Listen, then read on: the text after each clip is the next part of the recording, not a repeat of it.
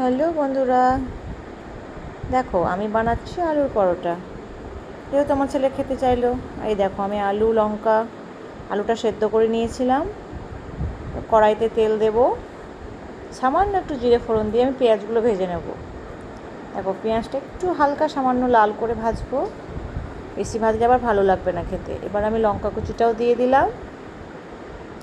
তারপর আমি সেটা হালকা আঁচে আমি ভাজতে থাকবো, মানে যতক্ষণ না সেটা হালকা ব্রাউন হয়ে যায় ততক্ষণ। তারপর এই যে আমার হালকা ব্রাউন হয়ে এসছে, আমি এরপর আলু সেদ্ধটা দিয়ে দেব। আলু সেদ্ধটা দিয়ে দেওয়ার পর আমি ভালো করে মেখে নাড়াচাড়া করে একটু সামান্য লবণ দিয়ে নেব, সামান্য স্বাদ অনুযায়ী লবণ দেব। তারপর আমার সেই জিরে ধনে এবং শুকনো লঙ্কার গুঁড়ো সেটা দিয়ে দেবো। এটা দিলে স্বাদটা অপূর্ব হয়ে যায় খেতে। তারপর আমি ভালো করে সেটা মিক্সড করে নেব।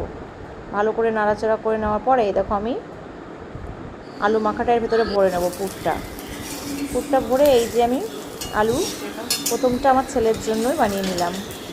আর এই দেখো কত সুন্দর হয়েছে। ভালো করে হালকা আঁচে ভেজে নেব, সেঁকে নেব ভালো করে,